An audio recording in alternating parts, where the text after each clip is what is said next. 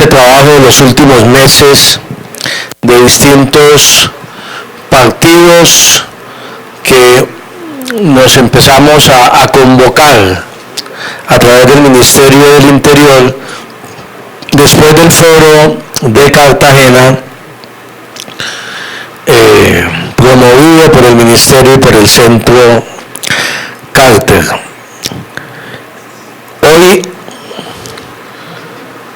celebramos un acto que estábamos en mora de realizar desde hace ya varias semanas. Lamentablemente o afortunadamente nos tocó aplazar en 2 ocasiones la instalación formal de esta mesa por las ocupaciones que se nos presentaron en las últimas semanas en La Habana y que no nos permitieron movernos de allá durante varios días. Pero bien me decía uno de los asistentes hoy acá que eso fue en buena hora porque ahora sí ya, queridas amigas y amigos,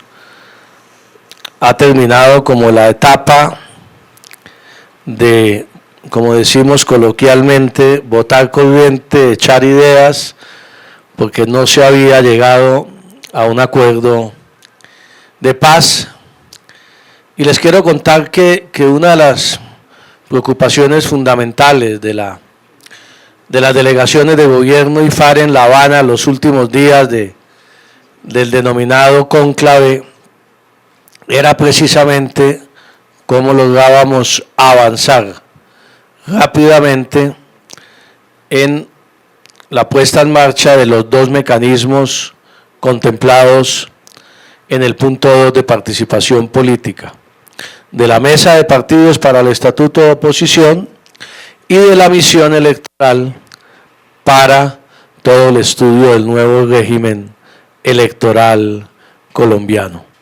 Y allí yo creo que será muy importante y muy valioso recoger lo que se ha venido trabajando en estos meses, que incluso partió también de la base de tareas de años anteriores con respecto al estatuto de oposición. Para nadie es un secreto que el estatuto de oposición es una deuda que tiene la democracia de este país, los partidos, el Congreso de la República, desde hace ya 25 años que se expidió la Constitución de 1991. Y por eso es fundamental que ahora podamos, recogiendo todos esos debates, recogiendo todas esas ideas, consensuar con los distintos partidos un estatuto de oposición que podamos presentar a consideración del Congreso en el menor tiempo posible, utilizando el mecanismo del procedimiento legislativo especial contemplado en el acto legislativo para la paz que aprobó el Congreso de la República. En estas mesas han venido participando todos los partidos. Unas veces vienen los presidentes, otras delegados, otros voceros, congresistas, pero todos los partidos han estado involucrados y tienen toda la documentación. Lo que tenemos que hacer a partir de ahora es formalizar la mesa según lo acordado en La Habana. Las delegaciones del gobierno y FARE en La Habana designaron 2 voceros de la mesa para participar en estos diálogos alrededor del estatuto de oposición, y hoy nos acompañan acá esos 2 delegados de la mesa de negociaciones en La Habana, los doctores Sergio de Subiría y Pablo Cruz, quienes a partir de hoy se incorporan a este trabajo que se ha venido realizando, obviamente sobre la base de que el estatuto de oposición tiene que ser construido con unos principios y unos lineamientos. Siga, doctor Liscano, y nos acompaña acá adelante, sobre la base de que el estatuto de oposición tiene que ser construido entre todos los partidos, no solamente los partidos que están en la oposición, sino los partidos que están en el gobierno, y que tiene que ser construido también con los voceros de la Mesa de La Habana, que tienen también sus aportes y sus ideas para la construcción de un estatuto consensuado de oposición. Algo muy importante del acuerdo del punto 2 es que quedó absolutamente claro y quedó definido la necesidad del estatuto de oposición. Es una de las prioridades para el gobierno, debe ser uno de los proyectos primeros que se presenten dentro del procedimiento legislativo especial, pero quedó también claro que ese estatuto no lo redactarían a puerta cerrada el gobierno y las FARC en la mesa de negociaciones, sino que sería este ejercicio con todas las fuerzas políticas y sociales del país. Aquí están convocados todos los partidos y movimientos políticos y han estado trabajando. Los partidos de oposición y los partidos de gobierno. Los partidos que tienen representación en el Congreso y los que no lo tienen. Y todos son muy bienvenidos. Aquí ha venido participando también Marcha Patriótica, aquí ha venido participando el Congreso de los Pueblos. Qué bueno que nos acompañen los progresistas también acá en esta mesa. En fin,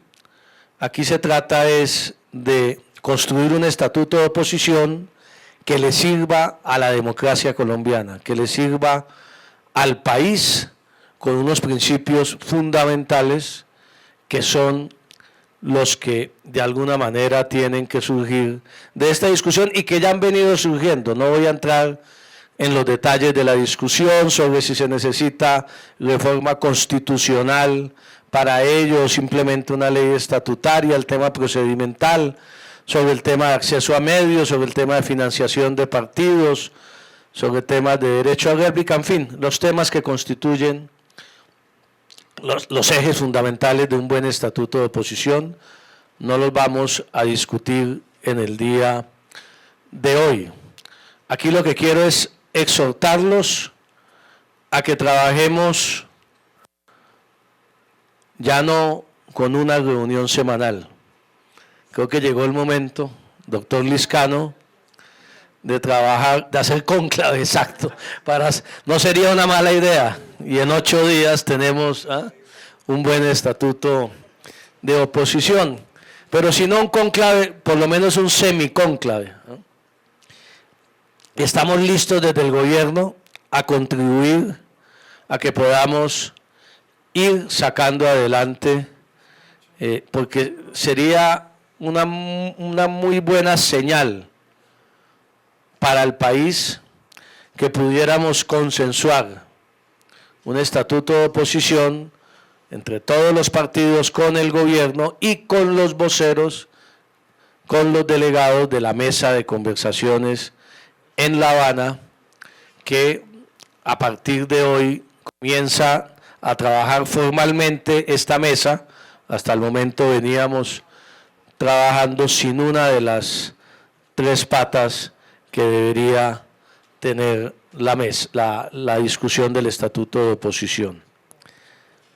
Yo quiero comentarles también que el gobierno ha insistido, ha reiterado la invitación, lo ha hecho formalmente, lo ha hecho a través de los medios de comunicación, al Centro Democrático para que participe en estas discusiones. Nos parece importante que lo hagan. Nos parece esencial escuchar las ideas que tienen ellos antes de presentar el proyecto a consideración del Congreso. Ojalá puedan acompañarnos en las próximas sesiones los voceros del Centro Democrático, porque su voz es muy importante para construir este estatuto de oposición. Entre otras cosas, en los últimos días yo he venido señalando, apreciados amigos de los partidos, que después del acuerdo al que se llegó con las FARC en La Habana, después de ese acuerdo yo me resisto a creer que no sea posible que después de que los colombianos participen en el plebiscito del 2 de octubre, le digan sí a la posibilidad de ponerle fin a este conflicto, le digan sí a los acuerdos a los que se llegó a La Habana. Yo creo que tenemos que hacer un nuevo esfuerzo, señor presidente del Congreso, para que a partir del día siguiente al plebiscito, cuando masivamente los colombianos van a decirle sí a la paz, podamos hacer nuevos intentos de buscar escenarios de diálogo con el Centro Democrático, porque si ya se firmaron unos acuerdos y si los acuerdos ya han sido votados masivamente por el pueblo colombiano, ¿cómo no sentarnos entre todos, incluyendo la oposición del Centro Democrático, para garantizar el cumplimiento de los acuerdos de La Habana, para garantizar su implementación, para garantizar que se pueda funcionar bien en esos propósitos que son absolutamente fundamentales en estas materias? Entonces, ahí es una invitación a un acuerdo político mínimo que nos permita, una vez los colombianos hayan tomado su decisión, que nos permita avanzar en el cumplimiento de los acuerdos, porque a todos nos interesa, a los amigos y a los contradictores de este proceso, que firmado un acuerdo y puesto en vigencia, ese acuerdo el Estado colombiano, la sociedad, lo pueda cumplir bien, para también exigir cumplimiento por parte de las FARC de los compromisos adquiridos y que se pueda construir la paz a partir de la firma del fin del conflicto. Y un comentario final que quiero hacer, que tiene relación con este tema y que me parece el escenario adecuado para hacer una precisión que es fundamental para nosotros. Aquí, obviamente, a partir de la firma del acuerdo se ha intentado, como se ha hecho durante los últimos 4 años, tergiversar aparte de los acuerdos, interpretarlos a su acomodo para generar confusión en la población colombiana. Uno de los temas tiene que ver, no con el estatuto de oposición, uno de los temas en los cuales se ha tratado con mayor vehemencia de despistar a la opinión pública y que tiene que ver con el punto 2 de participación en política, no precisamente con el estatuto de oposición, es el tema de las denominadas circunscripciones transitorias especiales de paz. Llegamos a un acuerdo en La Habana, como se ha hecho en todos los lugares del mundo donde hay procesos de paz, para garantizar que las FARC desaparezcan como movimiento armado y hagan su tránsito a la condición de partido político. Y llegamos a unos acuerdos que son muy importantes y que los vamos a discutir durante este mes,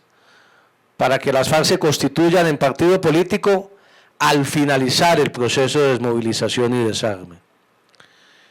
Y en materia de participación en las elecciones del 2018, se llegó a los acuerdos de que el partido que surja de los acuerdos de La Habana va a participar en igualdad de condiciones con todas las demás colectividades en el país, con las mismas reglas de juego, con los mismos requisitos, pero con una garantía mínima de 5 curules en el Senado y 5 curules en la Cámara. Los contradictores del proceso de paz habían venido pregonando que se iba a entregar también el tercio del Congreso de la República y que curules en los consejos y asambleas, etcétera, etcétera. Como quedaron defraudados, no se cumplieron las expectativas para poder hacerle oposición a los acuerdos y les pareció la suma de 5 curules de Senado y 5 curules de Cámara muy pequeña para poder hacer suficiente oposición. A nosotros nos parece unos espacios razonables, entonces inventaron la teoría de que las 16 curules adicionales de la circunscripción transitoria para la paz son curules para las FARC. Y eso es absolutamente falso. Tal vez uno de los mecanismos más novedosos, más interesantes, más atractivos que trae los acuerdos en su punto de participación política es este de las circunscripciones transitorias para la paz, que es entregarle a los habitantes de los territorios que han sido marginados